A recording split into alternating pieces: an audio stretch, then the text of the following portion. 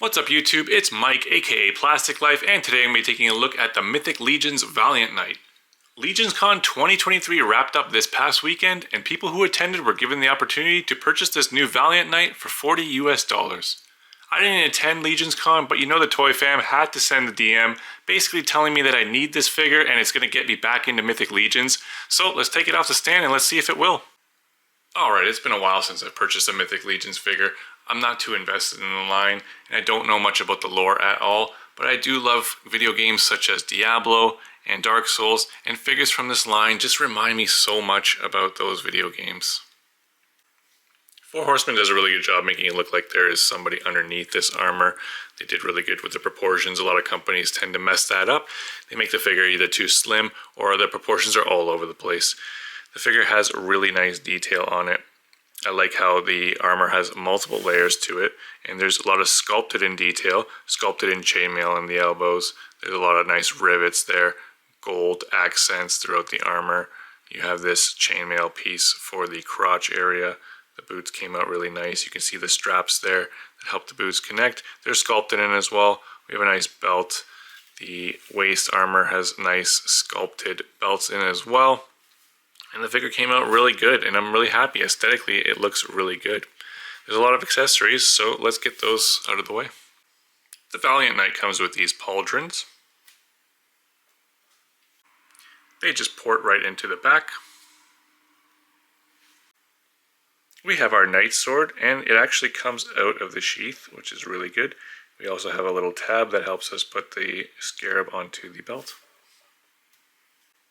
We have our standard Mythic Legion shield with our nice little fleur-de-lis painted on, our gold trim, and our handle, which is on a peg. We have our really cool flail with a real chain.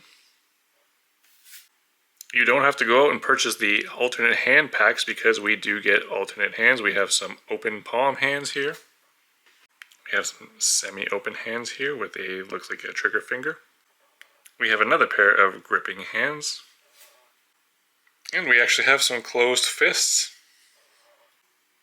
We have an alternate head sculpt that looks really good as well. Here's his knight with this full equipment loadout. Looking pretty stacked.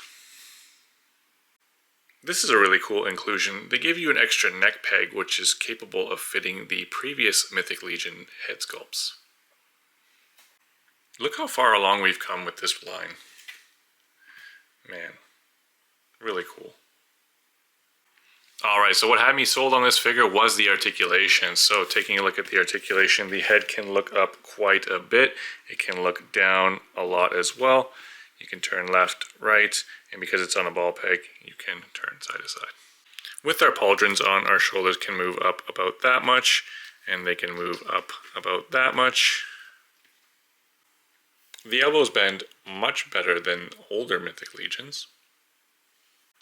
There is rotation at the elbow, and this particular hand has a hinge that moves up and down. The other sword gripping hands have hinges that move in and out.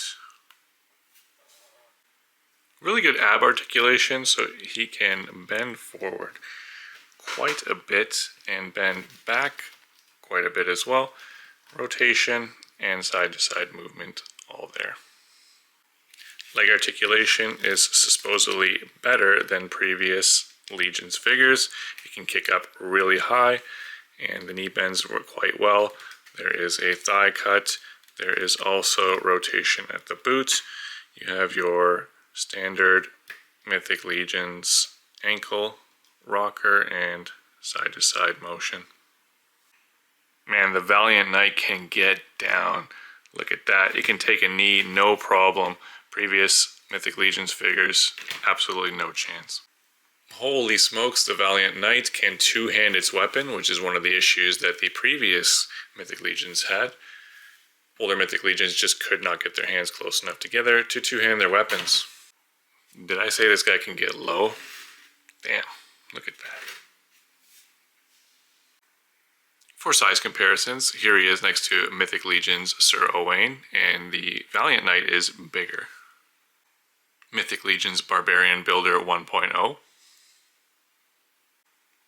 Next to a Mythic Legions Half Giant.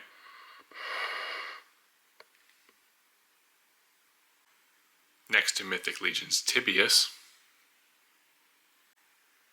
A custom Mezco Barbarian. And a Kulu World Skeleton. Alright, so my final thoughts on whether or not I'm back into Mythic Legions. I think if they keep going in this direction, I will definitely be buying more and more Mythic Legions. This figure does a lot of things good, and I'm really happy with the way that it came out. I do find, though, that the joints have already started to loosen up on me. So just keep that in mind. My right arm is quite loose already, which is quite a bummer for a $40 US figure. Keep in mind that this figure is not a Legions Con exclusive figure. It will be made available to the public at a later date, so don't go paying ridiculous prices on eBay. If you found this review helpful, hit that thumbs up and the subscribe buttons. Head on over to Instagram at plastic.life with a Y for more action figure pics. And always remember, at the end of the day, it's your collection. Buy whatever makes you happy. I hope you'll catch my next videos. Take care.